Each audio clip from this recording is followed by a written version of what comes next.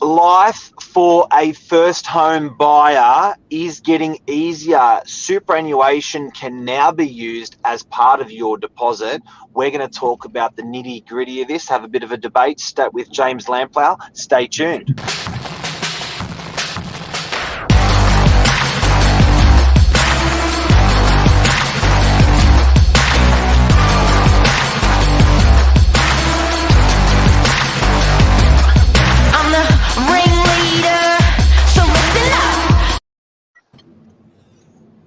Good morning, guys. Welcome to episode 438, I believe. Mark, Novak, how are you this morning? Good, you? Good. Exciting topic this morning.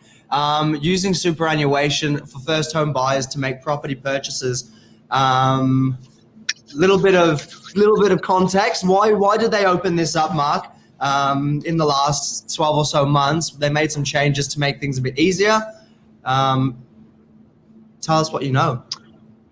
First of all, we are not financial advisors, but we can tell you about what we're seeing out in the marketplace, what's being reported in the news, what we're seeing first home buyers do, and it's an exciting thing. This is huge. And you know what it is? It's a bit of a secret, and it's a little bit untapped. So it started off on a phone call this morning. With you and I, not even talking about this show. We were talking about you. Yeah.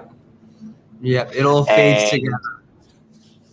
And we're like, what a great thing to talk about. So you're 25. You've got savings. You are first home buyer. And this morning I turned around and said to you, hey, buddy, you know, because you've made commissions and stuff. I said, James, why don't you, instead of ploughing your money, paying, so say James earns 10 grand commission. Instead of James paying the government 38, 48, 45 cents in a dollar, half, and then putting half in his pocket, the government said, okay, put this all towards your super. If you put this all towards your super, we're not going to charge you that huge tax rate of 45 cents or 38 cents, 35 cents, whatever one may be paying. Yeah. When you get to a threshold of 50 grand, or even if you don't get to that threshold, we'll allow no more than 50. We will allow you to take that 50 or the 30 or the $36,722. We're going to allow you to to take it out of your super. So for anyone who doesn't know, you cannot touch your super. It just sits there and it's locked away until you're old, and when you're old you can access it. But the government's come up with this incentive now to say, hey, this is, instead of your money sitting there in your super, we're going to allow it to sit there in your property, but it's still super.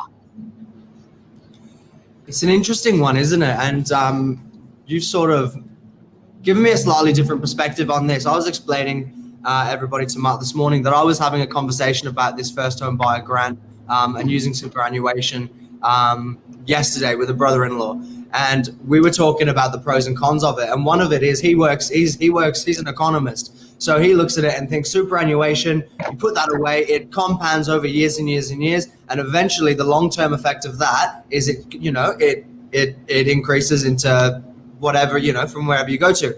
And Mark turned around and said, well, actually, there are some little ploys in here, some little routes you can take that can actually save you some money at the present, but also get you into your property, which is going to make you the money anyway.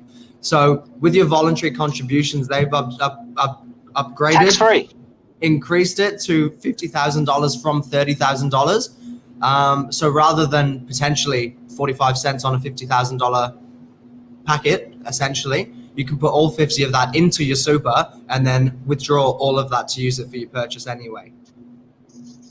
Yeah. And it's tax-free, that investment. Can I challenge your brother-in-law? And I'm sure he's going to watch this and have a go at me. So I want to put this one out there. Yes, that seed, that dollar is going up. But how's this for a concept? For every dollar I put in as a deposit, I can lend $5, which is going to continue to go up as well. So your super's actually not borrowing money. It's just sitting. Your super, James, is not borrowing money.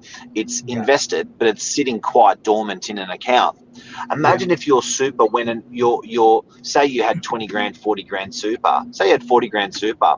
Imagine if your 40 grand super can go and borrow 200 grand. Yeah. So effectively, when you are using as a first home buyer your superannuation to purchase something, in a way you're gearing your cash for your benefit.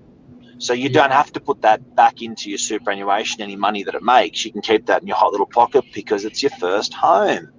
This is a great thing.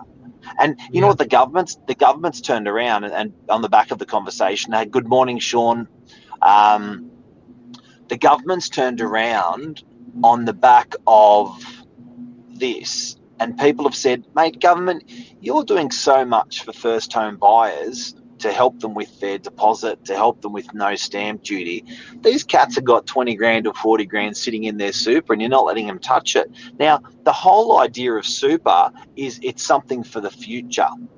So the whole idea of super is that we're seeing 50-year-olds and 60-year-olds milk it and throw money in, and we're seeing 20 and 30-year-olds going, don't give a shit because I can't see this money for 45 years.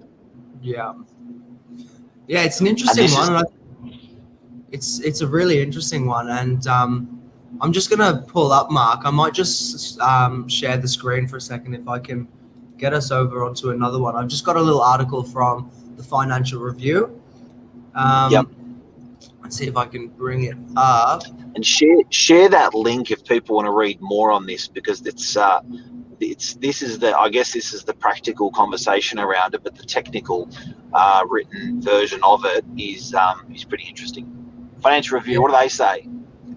So this is an article from the 12th of May. So this is virtually up to date. The government will allow first-home buyers to raise up to $50,000 of their own contributions to their superannuation fund to help them get into the property ladder at the cost of $25 million over 4 years. Can you explain what that bottom last part there means, Mark? At the cost of $25 million over 4 years. Anyway, I think they've come along and aggregated and said, look, because this has been around for a year or two, but it was sitting at 30 grand. People are saying, mate, property prices are so high, we want to use more. That isn't really helping us enough. So I think they've sort of looked at what the take-up's been in the last year or two on the 30,000. They're estimating what the take-up's going to be in the next year or two on 50,000, and they're saying that's going to be, because bear in mind that this money that sits in superannuation, even though it's your money, government is calculating these figures all the time and recalculating. I believe there's somewhere in the order of $3 trillion of Australian super sitting there. And the whole idea that government wants people to have super is they don't want to support you when you get old. They want you to support you when you get old. So they're saying, you know what I mean? So they do. So they're saying, look, if we can help you, assist you, incentivize you, program you to put in a little bit each year for later, it's going to be a lot less drowning on our economy. I do have to say, I love I'm not a political person, but whoever the government in place is, I just think we've got a great government. And this superannuation's been pretty successful on an international scale. The way we treat our super is quite cool. It's done well. So back to first home buyers using their super, guys, if you are a first home buyer yourself, if you know a first home buyer, share this basic 1, 2, 3 ABC session that we're doing now with any prospective first home buyer. They may not know. Yeah, well, that's it, and it's the type of information that you certainly don't just come across every so often. So a little bit of a read can certainly do you a big amount of benefit. Something that I've been thinking, Mark, and we touched on this briefly this morning. your superannuation isn't the backbone of what you're relying on for the rest of your life to keep you afloat, to keep you steady, to keep you comfortable. What's the main thing, your main investments in life that are going to keep you in pocket, make you wealthy? It's one thing, and for the most part, one thing only for probably 90% of people, and it's property. So Can you if pull you that off the don't, screen? Can you pull that sorry. off? Yeah, See your sorry. nugget, buddy. Yeah, look, and that's part of what your brother-in-law was saying, or what you were saying, because when you and I were off air this morning talking about it, you were like, before you even finish your sentence, Mark, I don't think I agree with you on this one. And where I was passionate on the back of what you've just asked was, if you think your super is going to save you when you're old, you got another thing coming. Basically, your super should be in your investment diet of meat and 3 vegetables. Super will be one of the vegetables. You should have your meat as your investments. Your home should be on that investments. Investment properties or shares or whatever it may be should be on there. But certainly, as a 20-year-old or 30-year-old, if you are pouring all of your money into your super, it's pretty miserable life as well. So I think there's a balance there. A happy medium, and I think you have to have a bit of everything, but it's food for thought at the end of the day, isn't it? It really is. It's like that time old, I'm going to wait for the market. Are you just waiting to get your foot in, or do you get yourself in and get started early? And this is a way that the government are opening the door for people to do so. Yeah, and the stakes are high. The stakes are high because if you look at the amount an Australian gets paid, I am absolutely shocked what the average wage is in Australia these days, particularly post-COVID. People are getting paid very, very well. When you look at how much they must contribute to their superannuation, even by the ripe old age of, like, you look at how much is in your super, James. When I was your age, you're 25. When I was your age, that was an enormous amount of money, and that enormous amount of money to be saved by you is a credit to you, but not really, because the government made you do it. Yeah, well, that's and you right. Still haven't bought it. Yeah, it's interesting, having background of living in the UK where you work towards your pension in the future. Voluntary contributions are something that you can do, I suppose, probably with most what's the word I'm looking for, Mark? Superannuation pension. You can do that yourself if you want to, but this is a way where you can open another door quietly to get yourself in. But you do have the option with your voluntary contributions. If you can put that money back into your super, it might just be a couple of years out, but you've got a property at the same time. So I think that's where the long-term reward is going to be. And at the end of the day, you're buying a property for quality of life, as primary place of residence, for an investment that's going to tick over and make you more money. So it's like anything. Why wait? It's an opportunity to get in. It is a form of entrapment, because if you're putting this voluntary contribution from your super into your super, it's a one-way door. And I can see what your brother-in-law is saying about being not being a fan of it, because you can only ever use that for your first home purchase now. The money's got to go back in, I think, when you dispose of that property. But before we finish off, I'll give a really simple example. Interesting. That's a good point. That's a really good point, though. Sorry, carry on. Can you say that again? Why? Yeah, go. Why? Because if that money has to go back into your super afterwards. So if you do have to sell that property, any capital gains made have to go back in. No. Not capital gains. No. Just what you took out. Yes. Interesting. Okay. Thank you for clarifying. But it's a one-way door. You were forced to put it into your super, and you will not be able to access that money until you're old.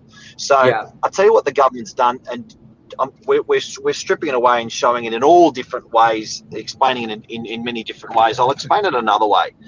Normally you have a superannuation, and where is your superannuation sitting, James? In the cloud, for all we know. Nowhere relevant. Where is it? Do you know what it is? I can't see it. I can't touch it. I can't feel it. I don't even know. What's the company that's managing it? It's a good question, actually. My super fund. Right? That's my point. So most people at 25, 35 have no friggin' idea where their hard-earned money is sitting. It's safe. Yeah. Don't get me wrong. It's safe. Yeah. But okay, let's just say it's sitting with AMP, for example, AMP superannuation. What is actually happening is the government's turned around and said, hey, AMP's, you're sitting on 30 grand or 40 grand of your money or 20 grand of your money. Hey, if you want to whack that in to your first purchase, we're going to let you, voluntary contributions. Yeah. We're going to let you put it in there. And everyone's saying, well, that's great, because the only reason I've got the money there is for my future. Buying my first home is for my future. Yeah. So that just makes sense that now I can touch my super, voluntary contributions on my super, and now I can actually tap it, use it, and then, you know, when I'm 30, 40, 50 late, I won't really need that, but it just gives me that head start up front early. Yeah. And don't forget, that is only used, if you technically look at that, that's only used for the bank, to make the bank feel safe that you're not going to rip them off, and it's called a deposit. So it's sort of doing, you know, it's your money. So it's doing what you want to be doing. But James, just to strip it down before we sign off, Yeah. you've paid a whole bunch of tax this year. Yep. Your primary focus this year, if you don't mind me talking about you personally, was to just buy a property.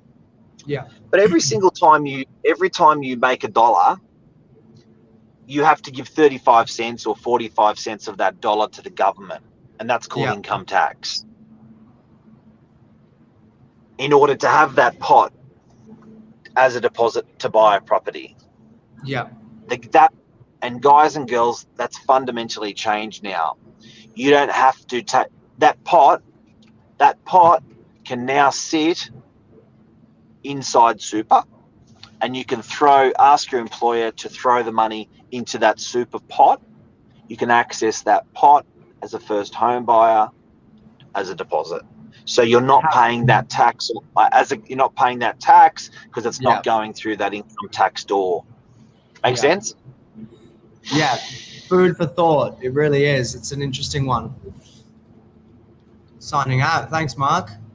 Hopefully that helps. Have a great day, everyone. Interesting one. I hope it helps people out there. Share it with your friends and buddies and chums. Yeah. All right. See you, mate. Good one.